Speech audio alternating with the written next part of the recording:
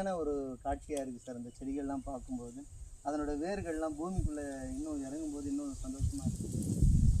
Sir, இப்போது இதில் வந்து நீங்கள் பெரிய சவால்களை சந்திச்சிருக்கீங்க இல்லையா?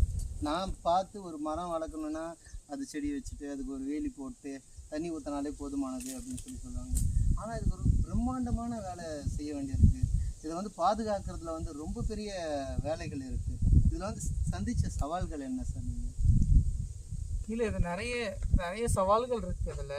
ஆனால் அவ்வளோ ஈஸி ஒன்றும் கிடையாது. ஏன்னா இப்போ நம்ம ஒரு வீட்டில் ஒரு மரத்தை நட்டி வளர்க்குறோம் அப்படின்னா அது நம்ம கண் பார்வையில் இருக்கும், தண்ணி ஊற்றிட்டு இருப்போம் அதில்.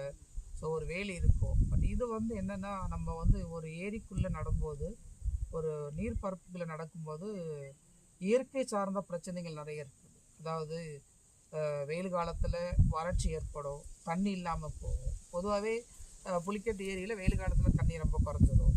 அதே மாதிரி மழை காலத்தில் எதிர்பார்க்காத விதமான ஃப்ளட்ஸ் நிறைய வரும், வெள்ளம் நிறைய வரும். ஸோ இந்த செடி எல்லாமே தண்ணிக்குள்ளே முழுகி அதாவது சல்னிட்டி 0வாக இருக்கும்போது நல்ல தண்ணிக்குள்ளே முழுகி இருந்தாலே ஒரு வாரத்தில் எல்லா செடியும் அழுகி போகும். 2 வருஷம் ஆன செடி, 3 வருஷம் ஆன செடி கூட அழுகி போகும். இன்னொன்று வந்து இது அந்த நீரோட்டத்தில் வரக்கூடிய பாசிகள் இந்த மாதிரி பிரச்சனைகளால் பாதிக்கப்படும். பூச்சரிப்புகள் இருக்கும். அதே மாதிரி நண்டும் சின்ன சின்ன சின்ன சின்ன நண்டுகள் வந்து சின்ன செடிகளுடைய வேர்களை கடிக்கும். அது வந்து வேர்களை கடிக்கும் போது அது இறந்து போகும்.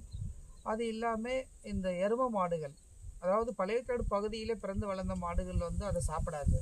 சில பேர் பாலுக்காக ஆந்திராவிலேருந்து வாங்கிட்டு வந்த மாடுகள் வந்து பொங்கல் கைக்கினாடா அது சாப்பிட்ட பழக்கத்தினால அது மிகப்பெரிய ஒரு பிரச்சனையாகவும் இங்கே இருந்துகிட்ருக்குது. அது வந்து அது இல்லாமல் அது வந்து என்ன சொல்கிறது, முகத்துவாரம் அடைஞ்சு போச்சுன்னாலும் இது வந்து வளர்க்குறதுல மிகப்பெரிய ஒரு பாதிப்புகளை உருவாக்கும்.